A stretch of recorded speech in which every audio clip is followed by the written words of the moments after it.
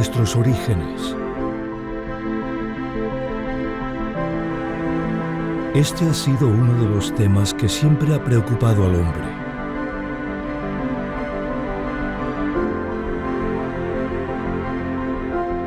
Desde tiempos muy remotos hemos intentado comprender de dónde venimos, quiénes somos. Algunos han creído en un creador, en un propósito. Otros en la naturaleza, en el azar.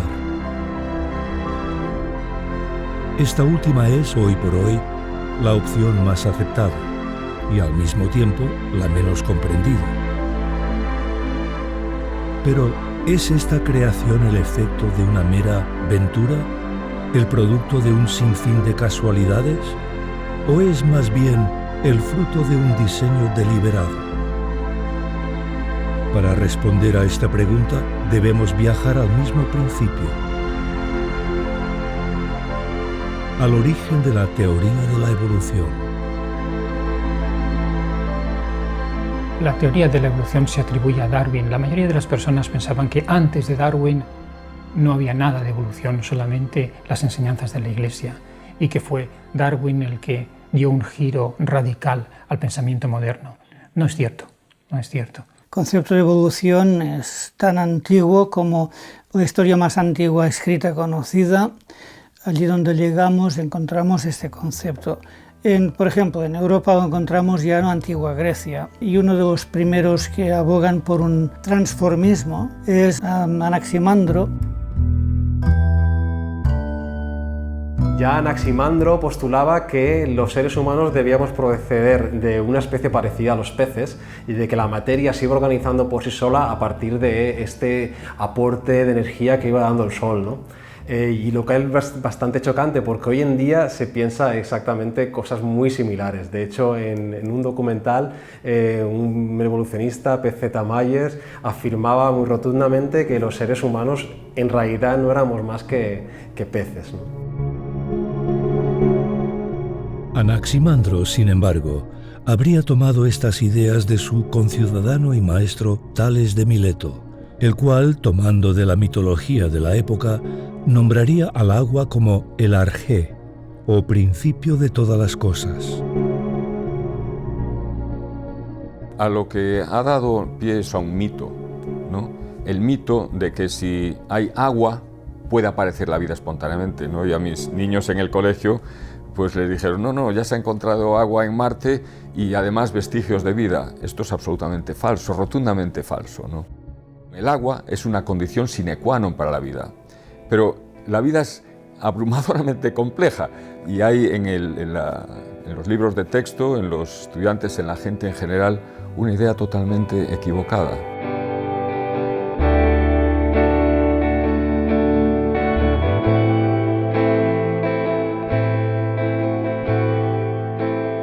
El próximo en tomar el relevo sería el vegetariano Empédocles, el cual proclamaba haber sido reencarnado un sinfín de veces, esta última, por fin, para renacer como un dios.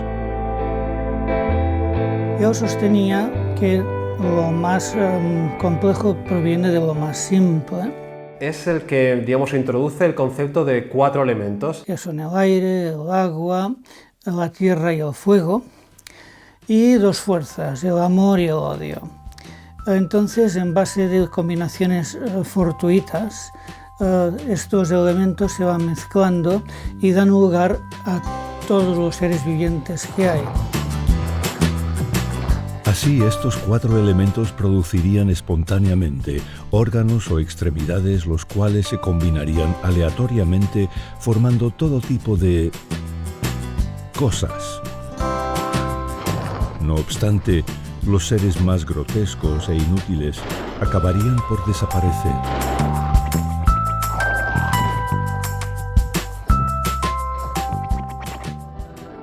Mientras, los mejor adaptados perdurarían.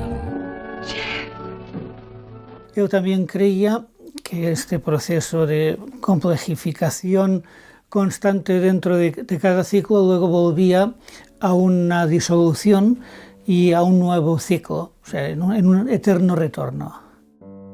Todo esto desde una perspectiva realmente materialista. El materialismo, sin embargo, recibiría su máxima expresión con Demócrito, un filósofo que viajaría hasta Persia e India en busca de sabiduría y que, junto con Leocipo, es considerado como el padre del atomismo. Así, Demócrito, uno de los primeros filósofos materialistas en postular sobre el origen del universo, concluiría que la indeterminación de los átomos era prueba de que la verdad no podía ser conocida y que el mundo carecía de propósito.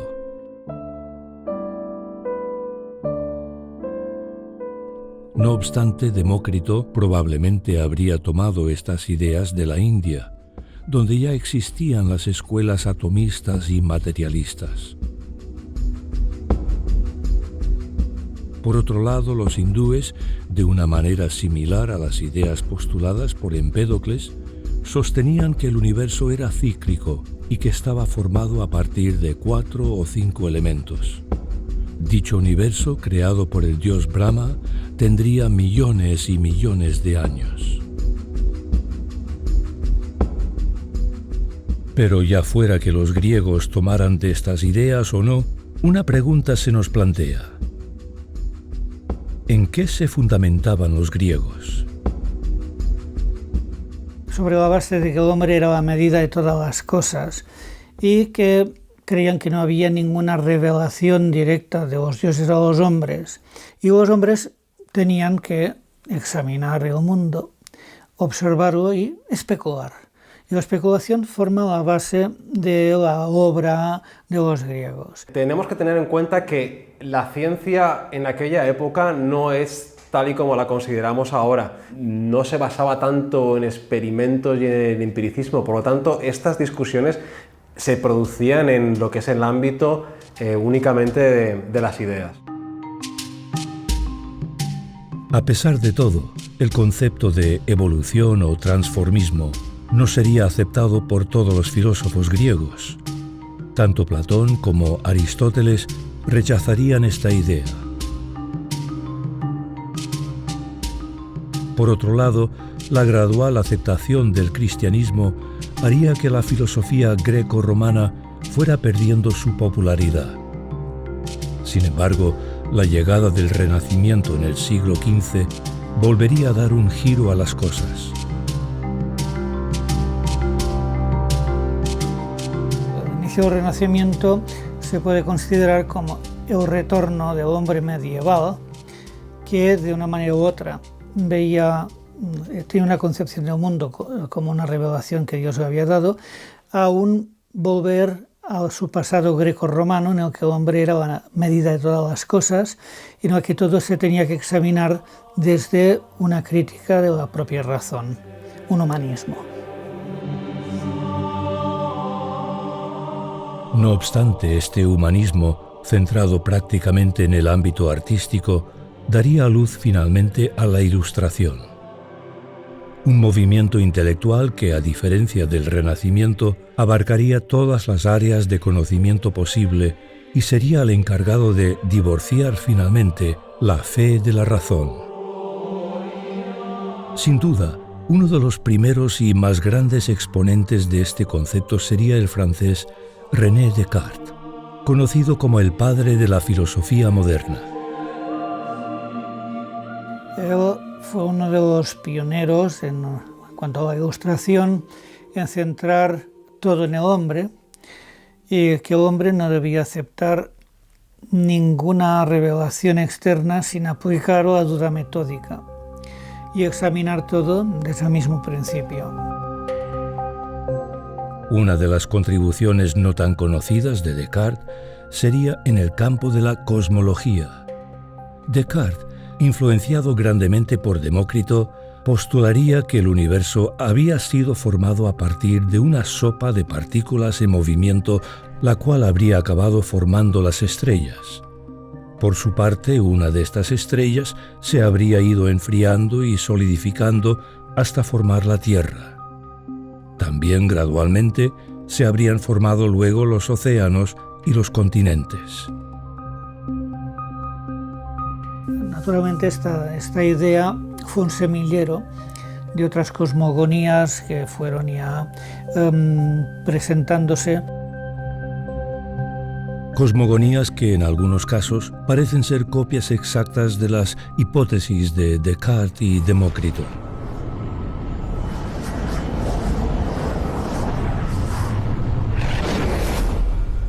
El joven planeta Tierra todavía era una resplandeciente bola de fuego.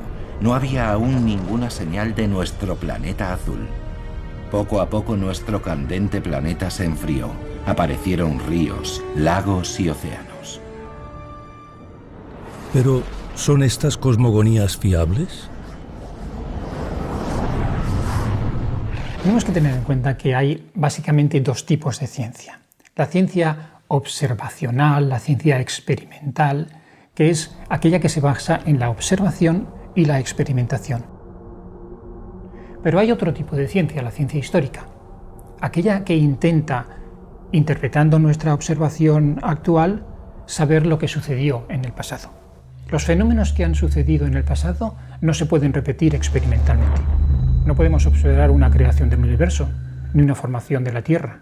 Y aunque la observáramos, no podemos estar seguros de que fue así como se originó nuestro universo y nuestra Tierra.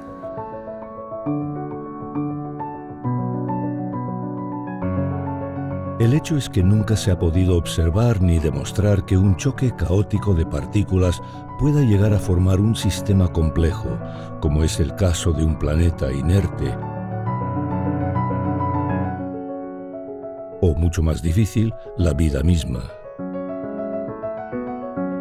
No obstante, estas cosmogonías irían avanzando a paso firme en la Europa ilustrada. Además, algunos filósofos y naturalistas de Francia, Alemania e Inglaterra retomarían y desarrollarían las ideas transformistas de los antiguos griegos. Uno de estos sería el francés Benoît de Maillet, uno de los primeros ilustrados en hipotetizar sobre la evolución. A pesar de no creer en el diluvio universal, este naturalista francés postulaba que la Tierra había estado en un pasado remoto anegada por agua, y mediante la supuesta recesión gradual y lenta del mismo mar, llegaría a estimar que la Tierra tenía aproximadamente 2.400 millones de años. De esta forma, según Maillet, los primeros seres vivos habrían sido originados en el agua. Una vez expuestos al aire, estos habrían ido evolucionando y diversificando hasta obtener todas las especies de animales existentes.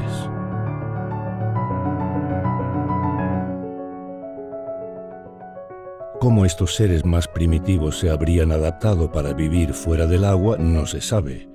Sin embargo, para Maillet, los relatos de seres mitológicos, como sirenas y tritones, serían la evidencia de que el hombre procedía del pez.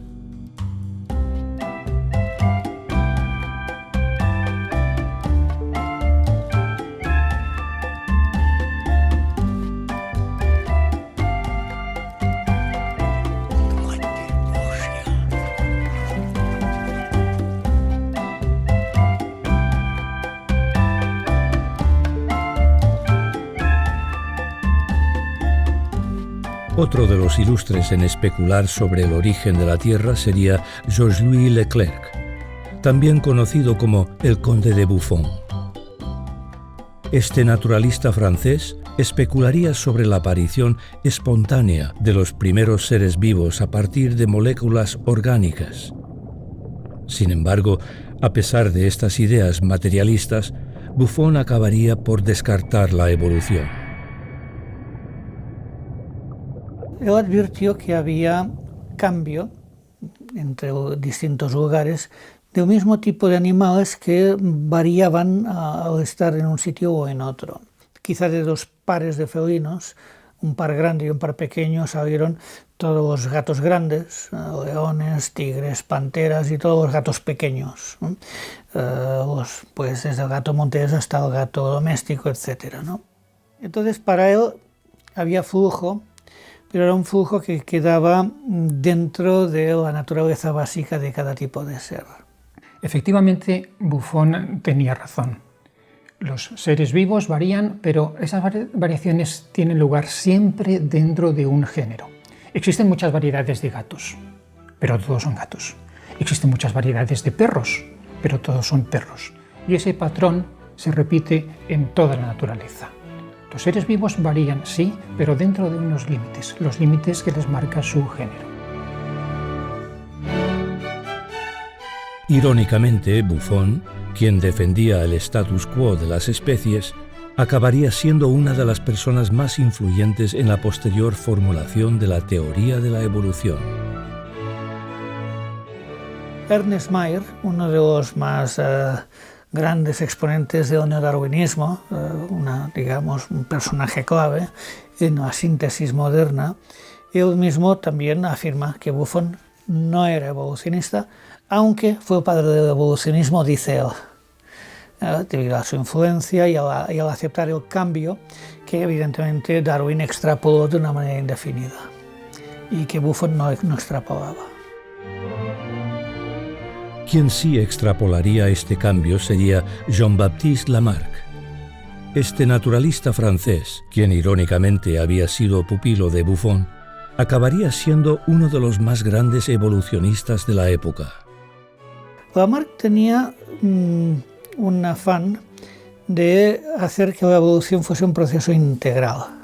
No era el primero, evidentemente. La idea esencial del lamarquismo es que un organismo tiene unas características y estas características las hereda su progenie. En este sentido, el cuello de la jirafa procede de un animal parecido a la cebra que, esforzándose por alcanzar las ramas altas de los árboles, estiraba su cuello, con lo cual hacía que su cuello se hiciera cada vez más largo, y esta característica era heredada por sus descendientes. De esta manera, según Lamarck, el esfuerzo provocaría un cambio interno que sería heredado por la progenie, y así progresivamente cada jirafa tendría un cuello más alto que el anterior. No obstante, el lamarquismo, el cual sigue siendo defendido por algunos evolucionistas, nos plantea una pregunta. ¿Por qué los descendientes de las mujeres Paduan, también conocidas como las mujeres de cuello de jirafa, no nacen con cuellos más largos? Por ejemplo, un herrero podía tener un brazo fuertísimo con el que golpeaba contra el yunque, pero su hijo no nacía con un brazo fuerte, su hijo nacía con los brazos normales de un bebé, ¿no? O sea que esas características adquiridas no se heredaban. Entonces, esta quedó descartada. Otro de los personajes influenciados por Buffon sería Georges Cuvier, quien también irónicamente acabaría siendo un gran crítico de Lamarck. En aquella época los argumentos de Lamarck no tenían mucho peso y los de Cuvier estaban muy bien articulados como anatomista, que era muy experto. Y generalmente se le daban un hueso de un animal, él, en base a la forma de que el hueso reconstruía el animal, y acertaba. Él entendía muy bien que un organismo es un sistema integral, que no se puede variar una de sus partes indefinidamente. Un hueso específico de un animal requeriría su cambio, una revolución de todo el animal a la vez. Él entendía que tenía que ser todo el organismo que se transformara gradualmente. Eso significa cientos de cambios simultáneos en todos los órganos del individuo. Esto es algo que hoy en día no se tiene en cuenta.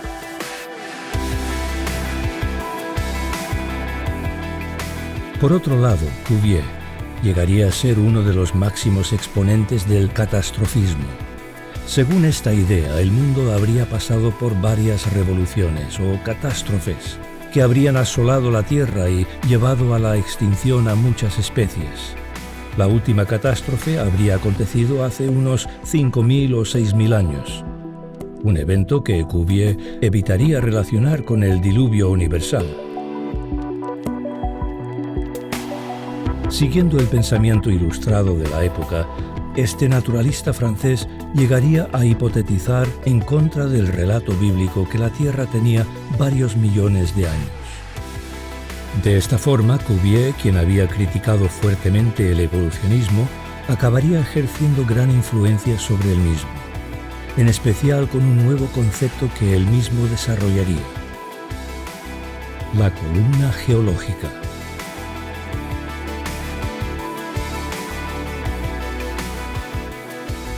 Cuando estudiamos la geología terrestre, observamos que la mayor parte de la superficie terrestre está compuesta por rocas sedimentarias.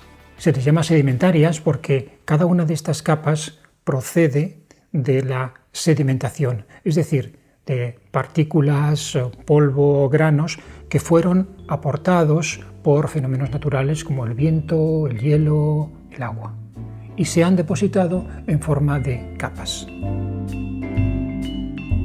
La columna geológica es la creencia que estas capas de sedimentos que se producen a lo largo del tiempo, de alguna manera son un registro temporal de la historia de la Tierra. Así, cada capa se depositaría en una época determinada y contendría información sobre la fauna y flora de cada época. Según la teoría estratigráfica, capas de sedimentos que se encontraran a más profundidad serían más antiguos que las capas de sedimentos que se encuentran más cercanas a la superficie.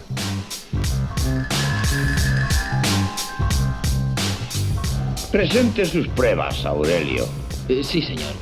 Fue aproximadamente a este nivel donde descubrí huellas de un simio en una fase de primitivo barbarismo que existió hará unos 1300 años. Y fue a este otro nivel donde encontré herramientas para cortar y puntas de flecha de cuarzo y huesos fosilizados de gorilas carnívoros. Verá, señor. Todas estas pruebas están aquí. De esta forma se llega a reconstruir una especie de historia geológica de la Tierra. Ciertos fósiles guía aparecen en unos lugares, después se extinguen y otros fósiles guía aparecen en otros lugares. La columna geológica de Cuvier sería pronto reinterpretada por Charles Lyell. Este abogado, convertido en geólogo y con una mente abierta a la evolución, daría su propia interpretación utilizando el concepto uniformitario de James Hutton. El uniformitarianismo es una suposición que dice que los procesos naturales que vemos hoy en acción siempre han estado en acción, al mismo ritmo que lo vemos hoy en día. Sir Lyell quiso reinterpretar todos los estratos de la Tierra en función de fenómenos muy lentos, muy pequeños, a muy pequeña escala, durante larguísimos lapsos de tiempo. De manera que un estrato de un determinado grosor tardaba muchísimo en depositarse en base de corrientes que iban arrastrando sedimentos muy poco a poco, en lugar de ser el resultado de grandes avenidas de agua que arrastraban grandes cantidades de sedimento y los depositaban en poco tiempo, como se había pensado hasta entonces, desde luego incluyendo Cuvier, ¿no? El uniformitarianismo se opone al catastrofismo, el cual explica muchos fenómenos naturales en base a catástrofes o sucesos repentinos como la erupción de un volcán o la deposición sedimentaria rápida. De esta manera, Lyell iría construyendo su propia columna geológica y daría a ciertas capas edades de hasta 240 millones de años. Sin embargo, teniendo en cuenta que todavía no existían los métodos de datación absolutos, uno no puede más que preguntarse ¿cómo pudo Lyell y sus correligionarios calcular tales edades? Como nunca se ha observado la evolución de una especie, se calculó que el tiempo necesario para haber un cambio de especie es 1 millón de años. Claro, esta cifra es absolutamente arbitraria. Y entonces se establece un razonamiento circular. Se ve en una roca que hay un fósil al que se le ha atribuido una edad. Entonces se dice, bueno, este fósil tiene estos años, 20 millones de años, Entonces, esta roca tiene 20 millones de años. Entonces, ¿cuántos años tiene este fósil? 20 millones. ¿Por qué? Porque está en esta roca. ¿Pero cómo sabe que esta roca tiene 20 millones de años? Porque tiene ahí el fósil guía. Y es un razonamiento circular.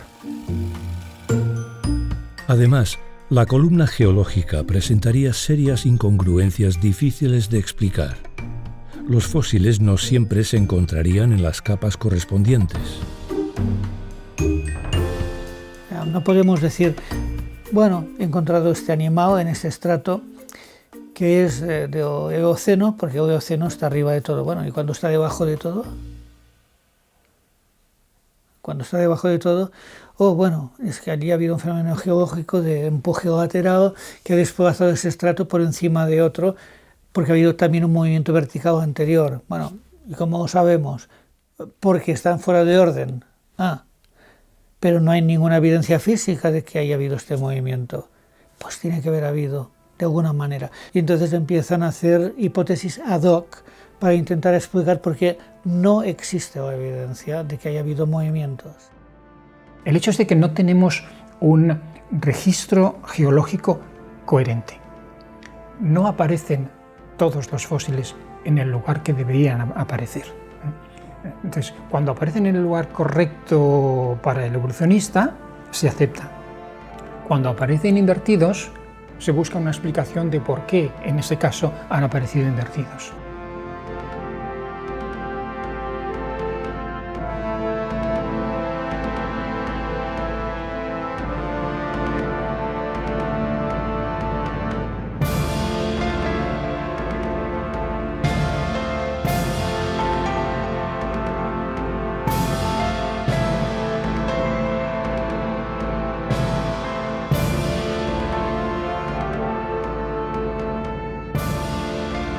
Una de las evidencias más claras que contradicen la interpretación evolucionista de los estratos son los fósiles poliestráticos. Eso significa fósiles que aparecen en distintos estratos al mismo tiempo. Por ejemplo, aparecen troncos de árboles en posición vertical que atraviesan varios estratos. ¿Qué nos dice este fósil? Nos dice que estos estratos no se formaron a lo largo de miles de millones de años, porque ningún tronco vegetal permanece en posición vertical durante miles de millones de años. Esto son cosas que realmente tienen que llevar a poner en cuestión la columna geológica, que es nada más que una construcción mental. El monte Santa Elena en Estados Unidos es uno de los mejores ejemplos de los efectos geológicos repentinos que han podido observarse en nuestros días. Todo empezaría con el despertar de este volcán en 1980. La erupción sería de tal magnitud que acabaría arrasando todo lo que encontraba a su paso en un radio de 600 kilómetros cuadrados. Por consiguiente, enormes e incalculables cantidades de desechos serían transportados con gran ímpetu, río abajo, sin nada que les detuviese.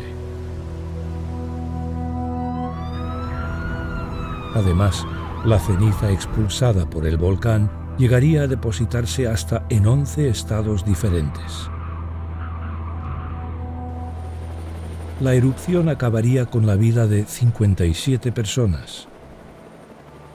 Sin embargo, esta tragedia probaría ser algo útil. Varios científicos realizarían observaciones y experimentos que nos revelarían datos sorprendentes. La explosión del monte Santa Elena en Washington en 1980 creó en una amplia zona una región compuesta por rocas sedimentarias en las cuales podemos observar los distintos estratos que se formaron muy rápidamente en una cuestión de horas o días. Incluso la lava posterior formó un cañón atravesando estos estratos, formando esta hendidura que se conoce hoy en día como el Pequeño Gran Cañón. Eso sucedió en un espacio de días o semanas, es decir, repentinamente. Además, este evento nos revelaría incongruencias con los sistemas de datación radiométricos actuales. Sabemos exactamente la edad porque hubo testigos oculares y se cogieron las muestras. Nos está dando valores dependiendo del método, de cientos de miles de años, incluso de millones de años. Lo que hablaría en contra de la fiabilidad de estos métodos, puesto que si frente a muestras conocidas no me está dando un valor conocido, ¿cómo puedo fiarme de aquellas muestras en las que desconozco totalmente la edad? Y esto se ha dado también en casos con uranio, torio, plomo, en que rocas de edades históricas han dado 4.000 millones de años, 1.000 millones de años. Y sin embargo no podían tener aquella edad porque también eran rocas de edad conocida, de formación conocida. Y esto está documentado.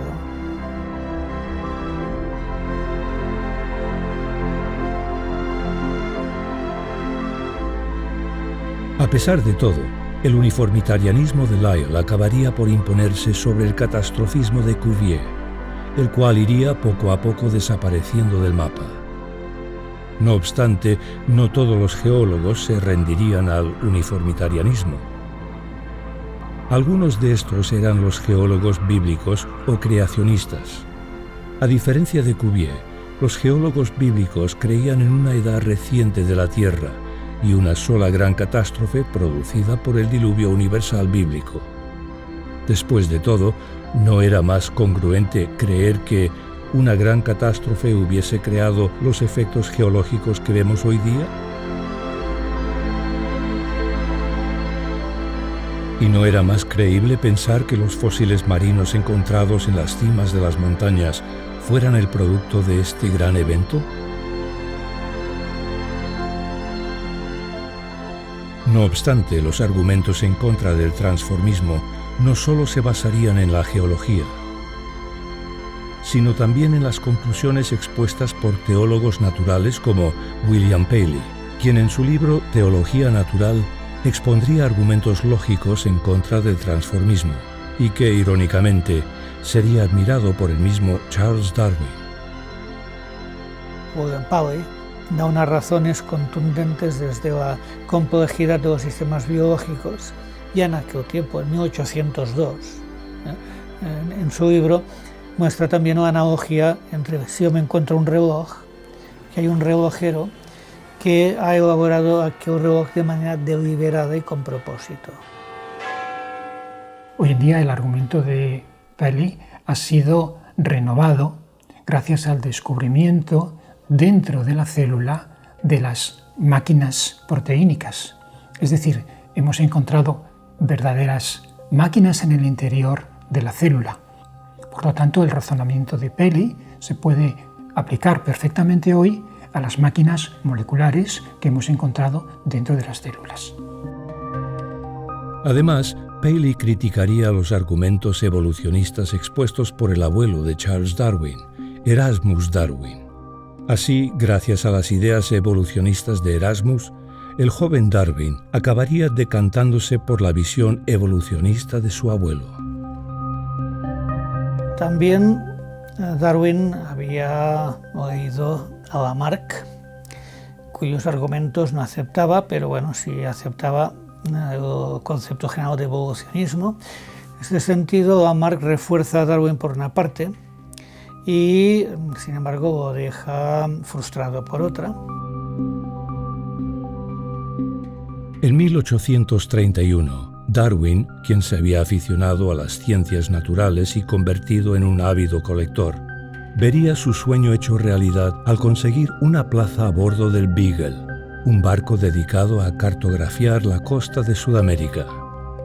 Sin embargo, antes de salir, el almirante Fitzroy recibiría una petición del mismo Lyell: tomar apuntes geológicos. No teniendo a ningún experto, Fitzroy encargaría a un inexperimentado Darwin esta tarea. El almirante, quien no se había posicionado todavía sobre el evolucionismo, regalaría a Darwin el libro de Lyell, Principios de Geología, el cual leería ávidamente a bordo del Beagle. Quizá uno de los personajes que influenciara más a Darwin fue Lyell, con su teoría de las grandes edades de tiempo. Esto le da a Darwin la capacidad de elaborar una teoría en la que un proceso que no es visible en una escala de tiempo real es posible en una escala de tiempo de millones de años. Ahí, aunque no sale de un marco bufoniano de variación dentro de los grandes tipos de vida, sí que él ya empieza a especular acerca de observaciones que realiza entre el continente sudamericano y islas del Pacífico, y él tomó el razonamiento de Lyell para la geología y lo aplicó a la biología. Y también antes o durante este tiempo ha leído un tratado de Malthus. Este clérigo y erudito británico sería de gran influencia sobre la economía política y la demografía de la época. En su libro Ensayo sobre el principio de la población, Malthus especularía sobre el peligro de un aumento de población descontrolado. Según este erudito, un incremento en el bienestar del pueblo siempre producirá un aumento de población. Sin embargo, el alimento, el cual crecerá a un ritmo más lento, producirá una situación adversa de hambrunas y guerras. Así, pensaba Malthus, solo un control riguroso de la natalidad sería capaz de frenar la supuesta crisis.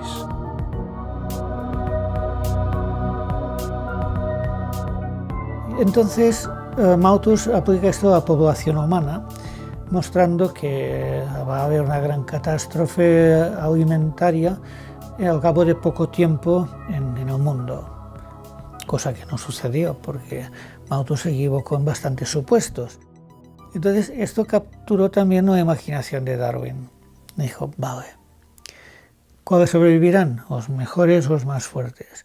Si esto lo repetimos en muchas generaciones, unos pequeños cambios también se irán acumulando poco a poco, como también el cambio geológico se acumula poco a poco. De esta forma, mientras Darwin regresaba a Gran Bretaña prácticamente convencido de la evolución, Fitzroy volvía convencido de lo contrario. El almirante ya no creía en la evolución. Fitzroy, quien había expuesto sus propias observaciones en la Real Sociedad Geográfica de Gran Bretaña, acabaría siendo un gran crítico de Darwin. Contrario a la imagen que parece promoverse, Darwin realmente es un hijo de su tiempo. El gran papel de Darwin fue vestir la mona filosófica con la seda de la ciencia. De modo que mucha gente que tenía objeciones científicas a la filosofía evolucionista sucumbió bajo la persuasiva prosa de Darwin. No obstante, gran parte de este éxito recaería en el concepto de selección natural, una idea que, a pesar de todo, ya se había descrito sin otorgarle un poder evolutivo. Prueba de esto era que la selección artificial, ejercida sobre animales domésticos, no había producido nunca una especie nueva. Darwin admitiría que esto había sido todo un misterio para él. Sin embargo, este naturalista inglés creería hallar la solución en la selección natural. La selección natural lo que nos dice es que un individuo mejor adaptado a su medio tendrá más esperanza de vida, tendrá más posibilidades de reproducirse y por tanto tendrá más descendencia y sus rasgos serán dominantes en una población. Solo aquellos que están adaptados al medio son los más fuertes y dejan descendientes. Si este proceso se continúa a lo largo de generaciones, al final, según Darwin, obtendremos una nueva especie de animal distinta de la original. De esta forma, según Darwin, la selección natural en la práctica es un proceso según el cual el más apto llegará a sobrevivir y dejar descendencia. Y en la teórica, cambios graduales y limitados llegarán a producir nuevas especies. Esto, sin embargo, nos presenta varios problemas. En primer lugar, Darwin nunca llegaría a definir qué hace a una especie estar mejor adaptada que otra, excepto que una sobrevive y la otra no. En segundo lugar, ¿de qué manera crea un proceso ciego como la selección natural nuevas especies? Lo que no explica la teoría de Darwin es de dónde surge esa diversidad, cuál es el motor, de cómo se explica la aparición de estos nuevos rasgos. Es una paradoja que el libro de Darwin se denomina el origen de las especies, cuando en realidad en el libro no se explica el origen de ninguna especie. Lo único que expone Darwin es un mecanismo real que produce un resultado hipotético. No se ha observado en ningún lugar que la selección natural cree nuevos órganos. Sin embargo, él especuló que los nuevos órganos aparecían en base a la selección natural. Ya Darwin había descartado el mecanismo lamarckista en sus primeras ediciones de la herencia de los caracteres adquiridos. En realidad, en su sexta edición lo aceptó otra vez, volvió al redil lamarckista, porque él mismo confesó que la selección natural como tal no tenía suficiente capacidad para generar novedades, ni el azar.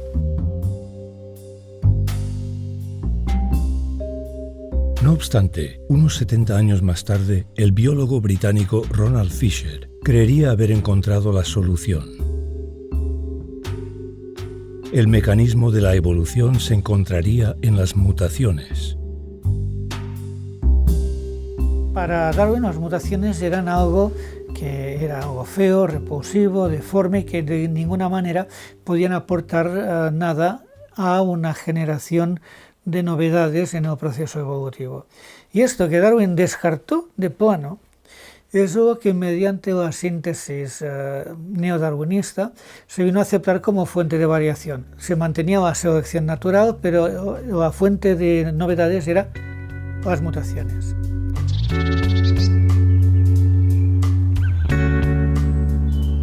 De esta forma, los mismos pinzones de Darwin, los cuales habría dado como evidencia de evolución, acabarían siendo, según el nuevo postulado, el resultado de las mutaciones. ¿Puede, sin embargo, la nueva síntesis moderna o neodarwinismo explicar la evolución mediante las mutaciones? Una mutación es esencialmente un error de copia. Por lo tanto, la mutación no produce nunca nueva información genética. Al contrario, la destruye. La pretensión de que los cambios entre especies se han generado por mutaciones al azar, o sea, no mutaciones dirigidas y selección natural, pues es algo que no solo no ha podido mostrarse, sino que todas las evidencias hablan en contra. This mutation somehow causes an increasing need for blood. I can only assume that it has something to do with the openings in the hands. They resemble the orifices used by leeches in sucking blood from their host's body. There's no telling how far this has spread. God help us if there are any more of these creatures. O sea, estamos dando unas capacidades creadoras de información a un mecanismo que nosotros conocemos que es destructivo para la célula. Es decir, las mutaciones, que son cambios en el material genético, o bien no producen nada, o producen enfermedad o producen muerte. No existen las mutaciones positivas, son una entelequia.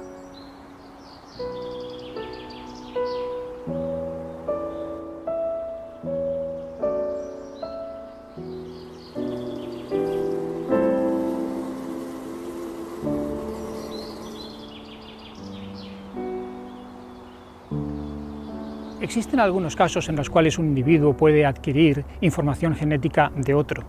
En concreto, en las bacterias se observa lo que denominamos transferencia lateral de genes, es decir, que una bacteria llega a transferir uno o varios genes a otra bacteria.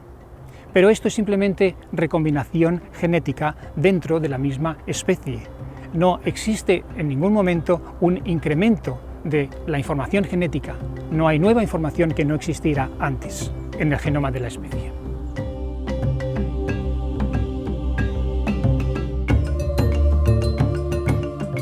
Así, a pesar de que algunas mutaciones puedan conferir ciertos beneficios a la supervivencia de una bacteria o un animal, en ningún caso producirán tales mutaciones un aumento de información y complejidad. Este problema se agrava aún más cuando consideramos la epigenética, una nueva área de estudio que está poniendo en entredicho la suposición de las mutaciones como mecanismo evolutivo. En la epigenética se ha podido constatar que así como, digamos, el código del ADN, hay una herencia que básicamente es inamovible, que esa herencia genética puede ser activada o desactivada, sus códigos pueden ser disparados o refrenados por un código que hay encima, un código también de especie química, con lo que quedan expuestos a ser expresados o a no ser expresados.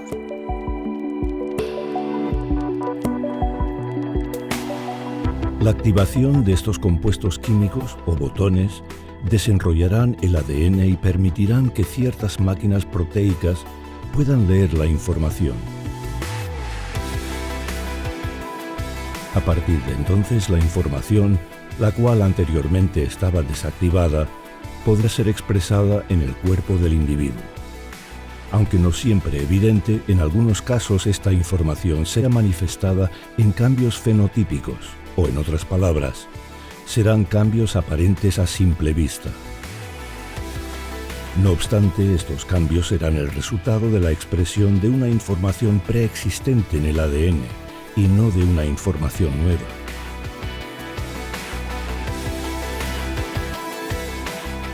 Lo que hay es una plasticidad preprogramada. O sea, la transmutación es lo que la biología presenta una barrera ante la transmutación. Pero también en biología vemos que hay una gran plasticidad de muchos organismos para adaptarse a distintos ambientes, a distintas necesidades.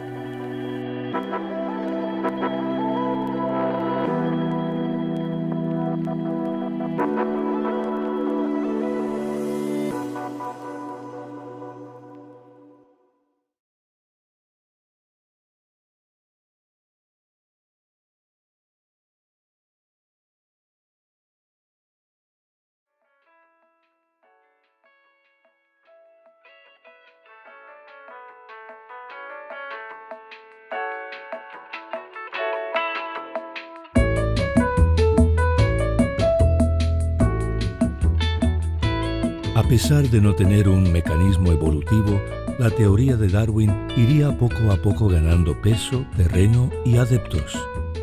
Sin embargo, la popularidad de Darwin no se podría entender sin Thomas Huxley, quien no solo defendería a muerte la teoría de Darwin, sino que además catapultaría a Darwin al estrellato. Por otro lado, el alemán Ernst Haeckel, quien pasaría a la historia por sus numerosos escándalos, sería otro de los grandes defensores del darwinismo. Bueno, en Haeckel encontramos un impulso imparable. Se convirtió en el bulldog de Darwin en Alemania, como Thomas Huxley lo era en Inglaterra. Y difundió por todos los medios la tesis evolucionista. Él, para apoyar su teoría de la evolución, hizo unos dibujos de embriones de distintas especies y mostraba sus similitudes, y él postulaba que los embriones iban en diferentes etapas que de alguna manera calcaban o reflejaban cuál había sido la evolución de este organismo. Si, por ejemplo, en el hombre explicaba cómo había ido a través de una etapa anfibia o de pez, que tenía unas hendiduras en la parte inferior de la cabeza que representaban las agallas. Esto se ha demostrado que es totalmente falso, que no tiene nada que ver con el organismo de respiración, pero sin embargo los dibujos de Haeckel todavía aparecen en los libros de texto. Yo esa tesis la he oído hasta 20-30 años planteada de manera totalmente confiada por profesores de biología, que yo realmente nunca la entendí, ni de jovencito. Pero es que además, cuando uno compara objetivamente embriones reales con las planchas de Haeckel, uno ve que realmente retocó hasta el punto de la falsificación. Además, el ideario evolucionista de Haeckel le llevaría a concluir que la aniquilación de un bebé inválido o un discapacitado era un deber justificado. Haeckel declararía lo siguiente: «Qué gran cantidad de problemas y tristezas para sus familias, y qué gran gasto privado y público. Cuánto de este dolor y gasto nos ahorraríamos si la gente se convenciera a sí misma de liberar de sus indescriptibles pesadillas lo incurable con una dosis de morfina». Por si fuera poco, Haeckel sería una de las tantas personas educadas de la época que creían en el poligenismo. En otras palabras, el hombre blanco procedía de una raza distinta a la de los negros, la cual era más primitiva y cercana a los simios. No es de extrañar, por tanto, que Haeckel fuera uno de los primeros en hablar claramente sobre la cuestión judía. Así, este naturalista alemán se involucraría de lleno en la política y sería de gran influencia sobre la posterior aparición de la ideología nazi.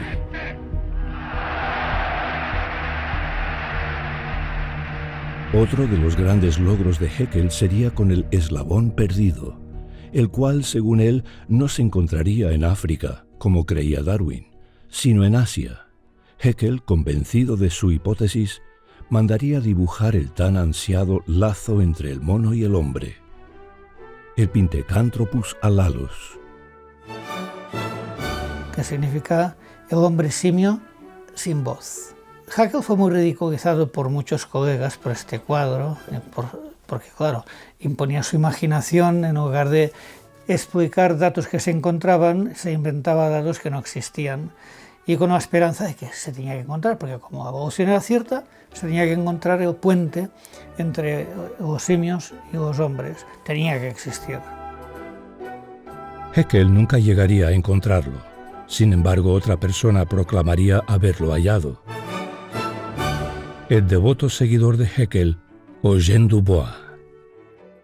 Entonces, Eugène Dubois decidió que él iba a ser quien encontrase el eslabón perdido, el Pithecanthropus, que ya existía en cuadro, pero todavía no existía con datos en la mano. En la isla de Java, que hoy es Indonesia, encontró unos restos, unos huesos. En concreto encontró un cráneo, 3 dientes y un fémur. Cuando encontró el fémur humano, también había algunos molares humanos por allí. Telegrafió a Haeckel consultándole, y Haeckel telegrafió de vuelta diciendo: del inventor del Pithecanthropus a su feliz descubridor. Estos restos no aparecieron en el mismo lugar, había 15 metros de diferencia entre unos y otros, por lo tanto no podemos afirmar que pertenecieran al mismo individuo.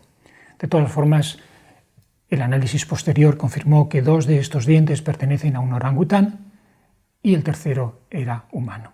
Por cierto que también tiempo antes de morir, también Dubois reveló que había encontrado 2 cráneos humanos en un terreno que geológicamente se correspondía con el de Solo, el río Solo, donde había encontrado el hombre de Java.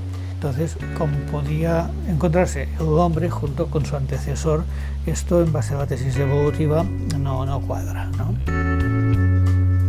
No obstante, Dubois seguiría aferrándose a la idea de que su hallazgo era sin duda los restos de un simio evolucionado, un eslabón perdido. Los paleontólogos evolucionistas, en su celo por encontrar evidencias que confirmen su teoría, se han equivocado varias veces en la interpretación de los hechos. Uno de los casos más claros fue el hombre de Piltdown, que fue encontrado en el sur de Inglaterra.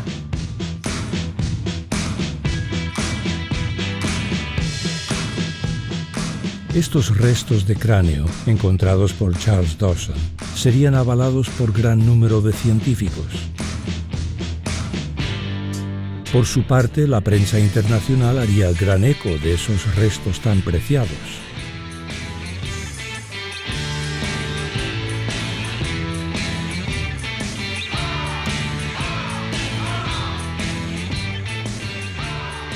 «40 años más tarde, cuando estos restos fueron expuestos a la comunidad científica y se pudieron estudiar detenidamente, se descubrió que parte de ellos procedían de un mono y parte de un hombre, que los huesos habían sido modificados, habían sido envejecidos de forma artificial para hacer creer que efectivamente procedían de un hombre mono.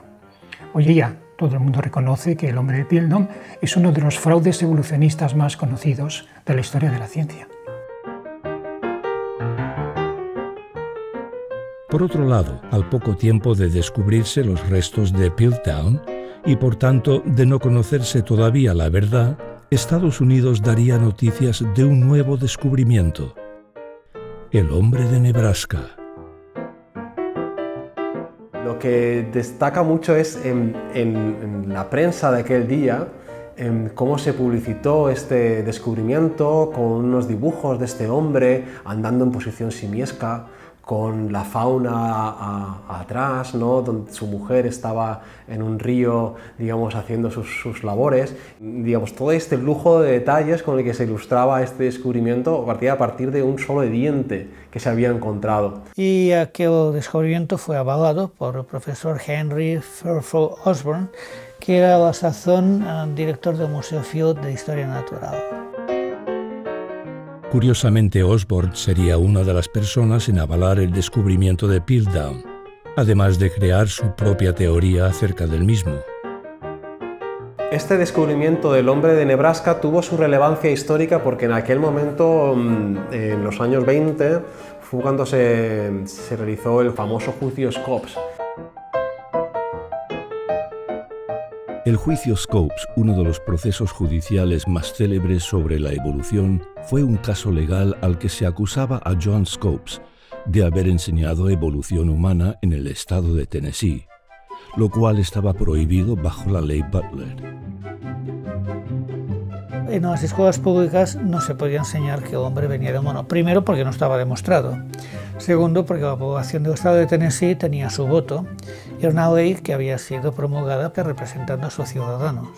Entonces la Asociación Americana de Libertades Civiles planteó un caso prueba, en el que convencieron a un profesor de deportes que se autoinculpase que había enseñado evolución para aprobar la ley Butler y para ver si luego se podía derrotar esta ley en instancias superiores. Ya sabían que el profesor quedaría condenado, multa de $100 y nada más, no había presión, no había toda la comedia que se pone en las películas como La herencia del viento.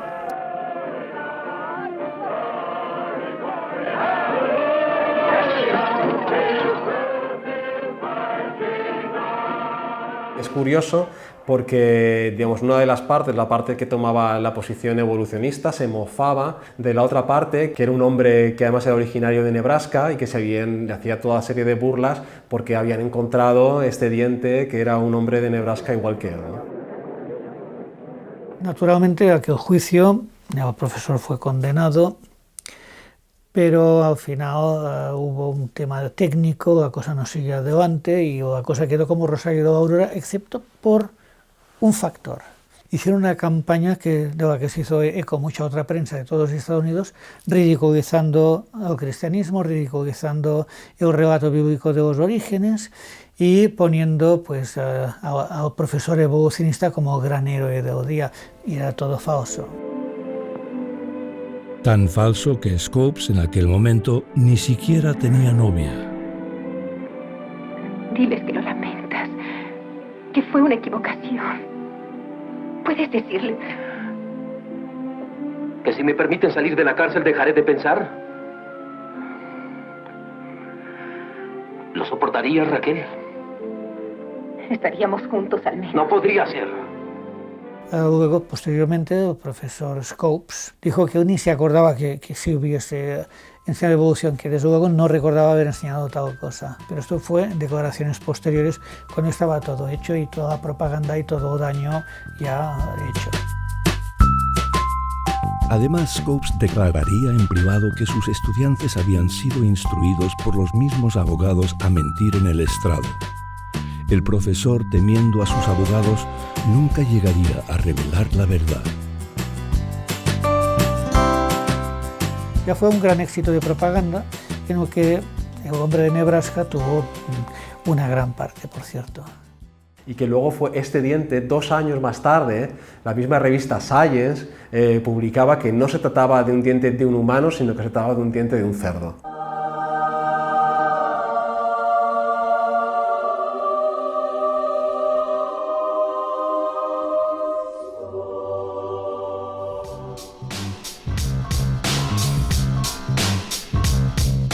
A pesar del fracaso del hombre de Java y Nebraska, los paleontólogos no perderían los ánimos. Desde entonces se encontrarían varios supuestos eslabones perdidos. Sin embargo, ninguno sería tan convincente como el encontrado en 1974 por Donald Johansson en Etiopía. Un fósil llamado Lucy. Escucha, el otro día estaba en un museo y ¿sabes qué me contaron? ¿Qué? Que la primera mujer sobre la Tierra se llamó Lucy.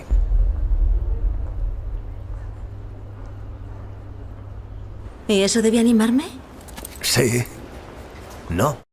Bueno, Lucy es otra propuesta de eslabón perdido, que también tiene muchas similitudes con el fenómeno del hombre de Nebraska. Es decir, el fósil que se encontró no tenía pies, sin embargo los modelos que se presentan en los museos, los pies son perfectamente humanos, tampoco tenía restos de manos, sino que las manos son perfectamente humanas, y son todas estas características que le da este aire humano. Hay alguna foto en la que Lucy se representa con cara incluso pensativa,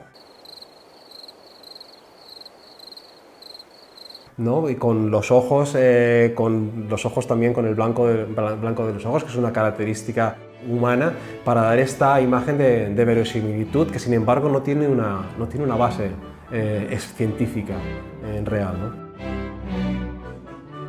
Johansson admitiría que el cráneo de Lucy, tan pequeño como el de un chimpancé, no podía ser evidencia de evolución, por lo que concluiría que la prueba se encontraba en su bipedismo. En otras palabras, Lucy empezó a caminar de manera erguida antes de desarrollar su cerebro. Así, Johansson postularía que la evidencia se encontraba en su cadera. Una anécdota bastante característica, bastante ilustrativa sobre el tema de Lucy es el tema de su cadera. Su cadera no tiene una forma que pueda permitir a la especie de caminar de manera erguida. Por lo tanto, bueno, lo que se imaginó, lo que se postuló es que posiblemente esa cadera durante el proceso de fosilización pues se hubiera aplanado, se hubiera deformado. Según el anatomista Owen Lovejoy, estos pedazos de cadera, al cabo de millones de años bajo fosilización, habrían acabado formando una pelvis con una forma diferente a la original, la cual habría estado, supuestamente, adaptada para el bipedismo. Lovejoy decidió que podría restaurar la pelvis a su forma original. No quería alterar el original, así que hizo una copia con yeso. Cortó las piezas dañadas y las juntó otra vez en la forma que se encontraban antes de la muerte de Lucy. Era un trabajo delicado, pero después de sacar los obstáculos de la pelvis, todo encajaba a la perfección, como un puzzle tridimensional. Digamos que si los datos experimentales, si no te gustan, pues tampoco debes dejar que te arruinen una buena teoría. A pesar del ingenioso plan de Lovejoy, los antropólogos Hausler y Schmidt concluirían que la reconstrucción de esta pelvis tan fragmentada era demasiado complicada para obtener algún resultado fiable. Además, estos mismos antropólogos cuestionarían su femininidad. Ahora Lucy era un macho y su nombre Lucifer. Por otro lado, estudios realizados por los antropólogos Stern y Sussman concluirían que la anatomía de Lucy estaba adaptada para vivir en los árboles. Es sencillamente un tipo anteriormente desconocido de criatura antropoidea y no se puede decir rigurosamente nada más.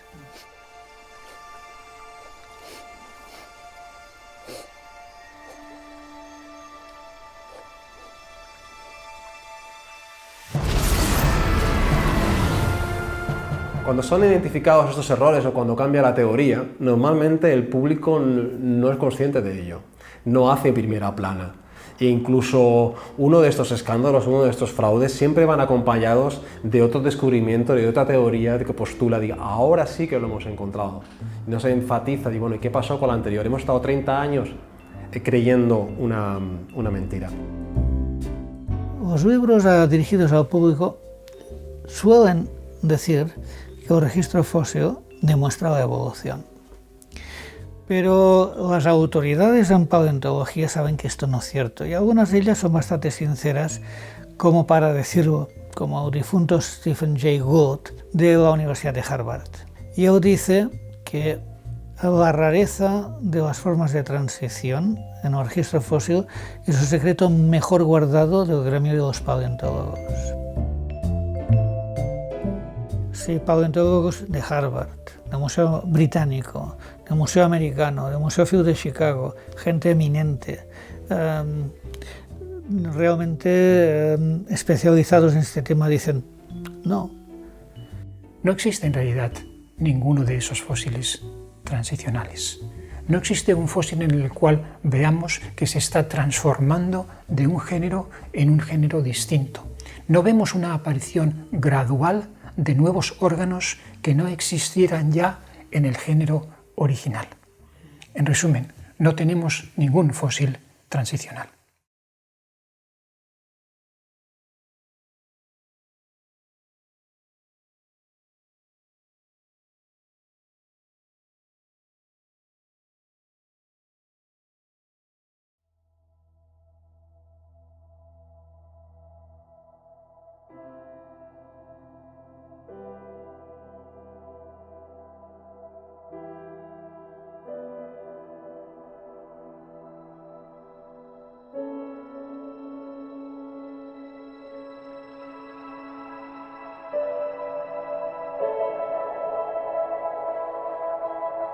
Desde tiempos muy lejanos, la filosofía materialista ha intentado explicar de qué manera podría haber aparecido la vida en la Tierra. Sin embargo, el horizonte de este gran paradigma parece borrarse en la distancia, y a veces, como si fuera un espejismo, aparece de nuevo llamando a aquellos deseosos de beber el agua de aquel antiguo charco. Este espejismo, tan distante y difícil de imaginarse, se conoce hoy día como abiogénesis. La abiogénesis es la pretensión o el intento de intentar comprender cómo la vida pudo aparecer por sí misma, es decir, partiendo de compuestos de átomos simples, de moléculas simples, aparecer la vida tal como la conocemos hoy en sus diferentes manifestaciones por sí misma, sin intervención de ningún tipo de fuerza inteligente externa. Para comprender mejor de dónde surge esta idea, debemos retroceder en la historia y situarnos en tiempos de Aristóteles, quien, entre otras muchas cosas, popularizaría la hipótesis de la generación espontánea. Tanto Platón como Aristóteles, como los antiguos, creían en la generación espontánea. Si había trapos sucios y grano que se estaba pudriendo, salían ratones. Y si había carne que se pudría, salían moscas. Así, creía Aristóteles, ciertos animales se generarían o bien espontáneamente a partir de compuestos orgánicos o bien dentro de los animales. Este concepto, aceptado por gran parte de la población, perduraría hasta bien entrado el siglo XX. Era una creencia popular que alguno podía discutir, pero los primeros que realmente lo sometieron a ensayo fueron Redi, Spallanzani y finalmente Pasteur, sí, que hizo posible comer sardinas de nata, entre otras cosas. Así, Pasteur probaría finalmente que los microbios no se generaban espontáneamente en los compuestos orgánicos, más bien eran transportados por el aire hasta este. No obstante, tanto Haeckel como Darwin no estarían dispuestos a abandonar tan rápido la generación espontánea. Darwin creía que la generación espontánea podría haber sido posible en un pasado muy remoto, en condiciones muy diferentes. Esta misma idea la retomaría el ruso Alexander Oparin a principios del siglo XX, quien especularía que una Tierra primigenia, pobre en oxígeno, podría haber facilitado la generación espontánea de partículas elementales para la vida. Oparin nunca llegaría a realizar un experimento que lo demostrara. Sin embargo, a lo largo del siglo XX y XXI se realizarían numerosos experimentos que intentarían demostrarlo y llevarlo a cabo. Uno de estos sería el experimento Miller-Urey, realizado en 1952 por Stanley Miller y Harold Urey, el cual pretendía crear espontáneamente las primeras moléculas esenciales para la vida: los aminoácidos. En la actualidad se conocen más de 500 aminoácidos. Sin embargo, solo 20 están codificados en el ADN y, por tanto, son esenciales para la vida. Cada aminoácido, con una estructura singular y diseñada para una función específica, está formado por moléculas de carbono, hidrógeno, oxígeno y nitrógeno. Gracias a las instrucciones dadas por el ADN, los aminoácidos se unen mediante sus moléculas, formando una larga cadena. Esta secuencia, la cual será distinta según su función, puede llegar a tener más de 33.000 aminoácidos. Además, esta cadena debe pasar por una serie de plegamientos y ajustes que le acaban por conferir una forma tridimensional, especialmente diseñada para el trabajo que debe elaborar. He aquí la proteína. Hay muchas funciones que las proteínas hacen, pero esencialmente todo lo que ocurre en la célula lo llevan a cabo las proteínas. Serían las máquinas que hacen que la célula haga lo que tiene que hacer, ¿no? Una célula visual, una célula digestiva, una célula muscular. Entonces, cada una tiene sus proteínas características para poder llevar adelante la función para la que está diseñada. De esta forma, si Miller conseguía formar aminoácidos espontáneamente, el misterio de la vida estaría casi resuelto. O así pensaba él. Entonces, él lo que hizo era imaginarse una atmósfera primigenia en la que mezcló gases como amoníaco, hidrógeno, metano y agua, los sometió a una corriente eléctrica durante varios días y bueno, luego se encontró con una capa de un material negruzco, un alquitrán, en el que él pudo identificar aminoácidos. Y hay algunas cosas especiales a reseñar. Primero, que Miller es un hombre inteligente. Quiero decir que él planeó el experimento partiendo de que conocía previamente la composición química de los aminoácidos y aportó aquellos compuestos de los que estaban pues el nitrógeno, el carbono, el hidrógeno, el oxígeno. Así, Miller aportó los componentes esenciales para los aminoácidos.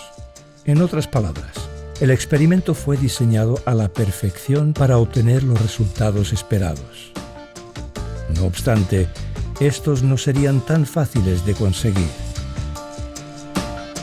Inmediatamente que se formaban tenía que aislarlos porque el propio elemento acuoso en el que estaban los descomponía rápidamente. Estos compuestos orgánicos que se iban sintetizando no eran estables en esas mismas condiciones de reacción y tenían que ser alejadas de las condiciones de reacción para poder después ser estables y ser después analizados. Luego hay otro problema fundamental y es que el experimento de Miller demanda la inexistencia de oxígeno, o sea, lo que se llama una atmósfera reductora, una atmósfera sin oxígeno, porque si hubiese habido oxígeno en ese supuesto caldo primitivo, se habrían descompuesto inmediatamente, se habrían desnaturalizado los aminoácidos, porque el oxígeno pues, es destructora para estas moléculas iniciales. No hay ninguna evidencia de que haya existido nunca una atmósfera sin oxígeno. La atmósfera que tenemos hoy día, el 21% es oxígeno. Es más, hay evidencias en rocas que se llaman precámbricas, o sea, rocas que son más antiguas de las primeras rocas que contienen vida, rocas que contienen hierro oxidado. ¿Qué quiere decir esto? Pues que había oxígeno en la Tierra antes de que supuestamente hubiese podido aparecer la vida espontáneamente. Por otro lado, el experimento de Miller nunca demostraría de qué manera podría llegar a crearse una larga cadena de aminoácidos en el orden preciso requerido para formar una proteína. Un aminoácido fuera de sitio, un solo aminoácido en cadenas de cientos o miles de ellos, fuera de sitio puede hacer la proteína no funcionante y puede hacer incluso que la persona o el animal se muera. Es decir, Miller-Urey realmente lo que demostró es que, digamos, reacciones aleatorias producen una multitud de complejos aleatorios entre los que se encontraban también estos aminoácidos. O sea, la proporción es realmente descomunal. Es como decir, mira, pues hemos conseguido un ladrillo, ya sabemos que se pudo formar por sí mismo el Empire State Building, o tenemos un trocito de hierro, ya sabemos que espontáneamente pudo formarse un Airbus A380 con los miles de cables, con los programas informáticos, con todo eso. Esa es la proporción. El pretender que de la formación de un aminoácido ya se puede concluir que la vida pudo formarse por sí misma es una fantasía.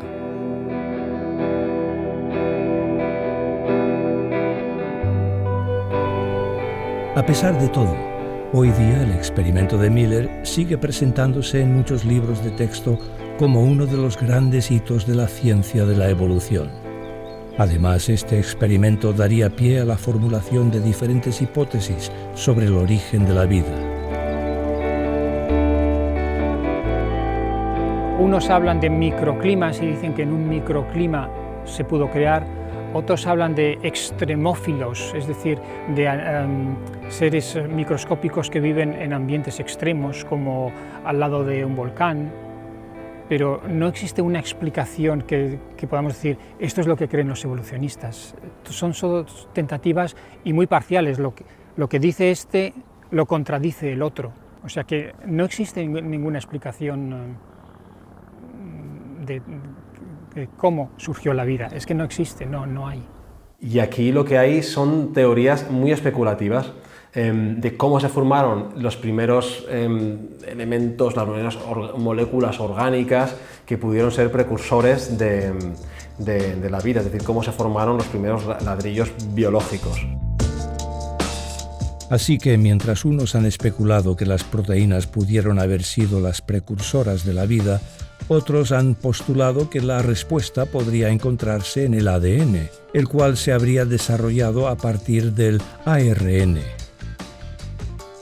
¿Qué es, por tanto, el ADN?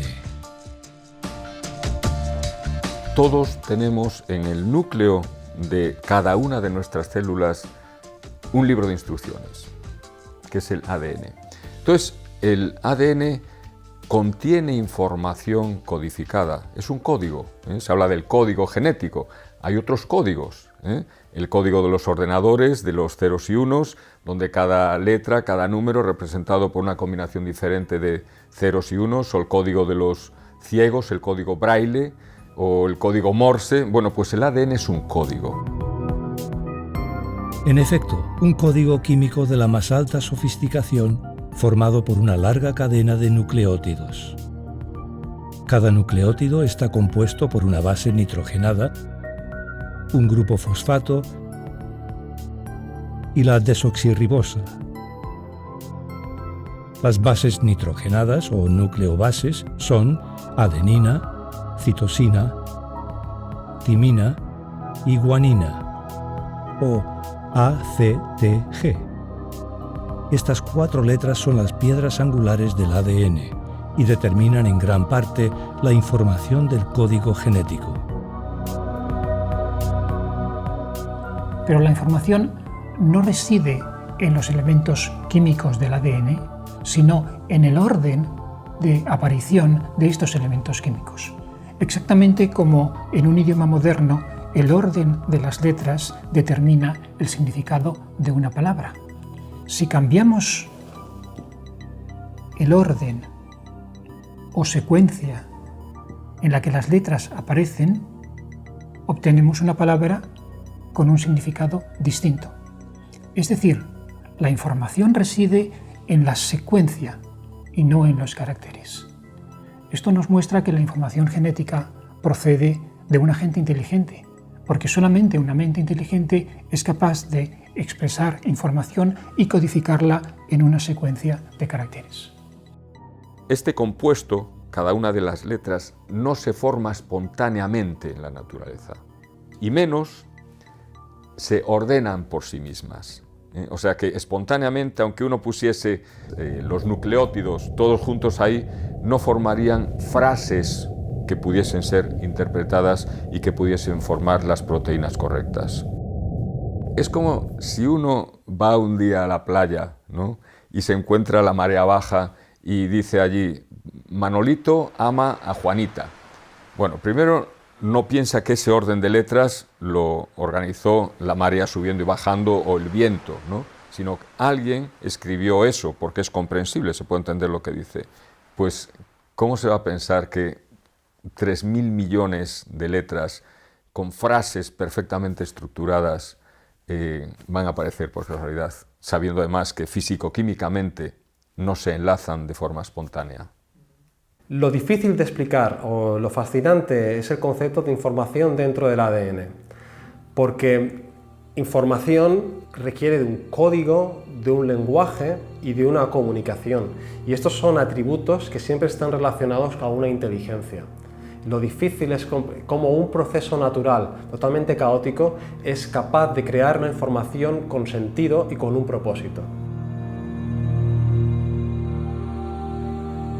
Una información que se encuentra almacenada en cada uno del incalculable número de células que forman nuestro cuerpo.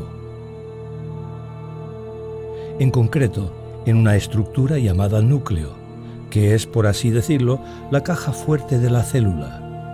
Es en esta caja donde reside el ADN, el cual se encuentra enrollado en paquetes individuales conocidos como cromosomas. De esta forma, cada célula contiene una copia exacta de los 23 pares de cromosomas que forman el genoma humano. En otras palabras, cada célula contiene toda la información necesaria para el funcionamiento de nuestro cuerpo. En el ser humano, por ejemplo, hay 3.000 millones, unos 3.000 millones de letras. 3.000 millones de letras. Es el equivalente a la información contenida en una biblioteca con 1.200 libros del grosor del Quijote, más o menos, ¿no? O sea, es una cantidad de información disparatada. Para ayudar a minimizar el espacio, esta gran cantidad de información es enrollada alrededor de unas proteínas llamadas histonas. A su vez, cada histona está formada por 8 proteínas. Pero, ¿cómo se forman estas proteínas?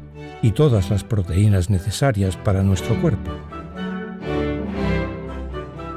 Todo empieza en los genes, unas secuencias del ADN que contienen, entre otras cosas, la información para crear cada tipo de proteína.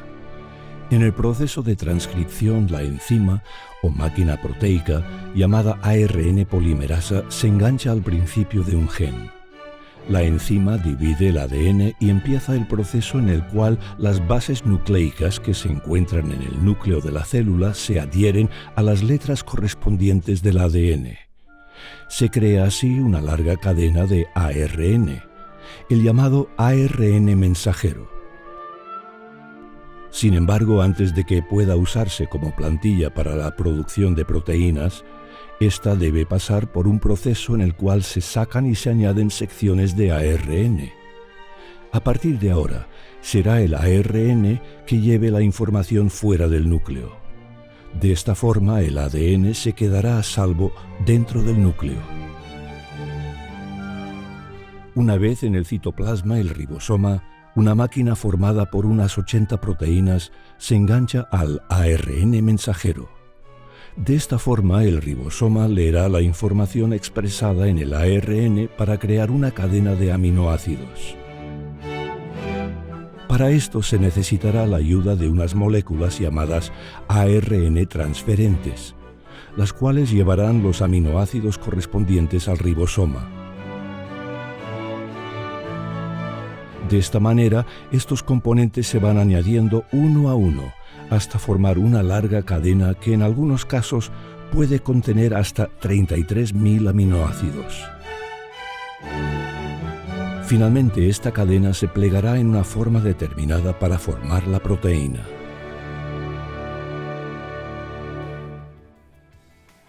Para que un ser vivo pueda reproducirse, necesita información genética y proteínas. Por lo tanto, el origen de la vida es el problema de explicar cómo surgieron la información genética y las proteínas, que, manipulando la información genética, crean al nuevo individuo.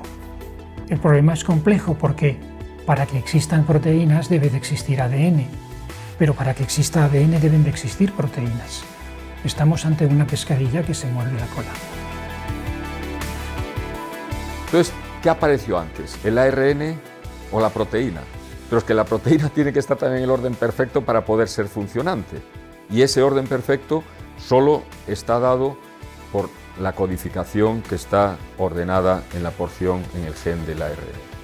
Y luego, pues, mucho más complejo que eso. Tendría que haber una protección, una pared para ese núcleo, porque si no se descomponen en un medio acuoso o expuestos a la luz, pues descompondrían inmediatamente toda esta estructura funcionante.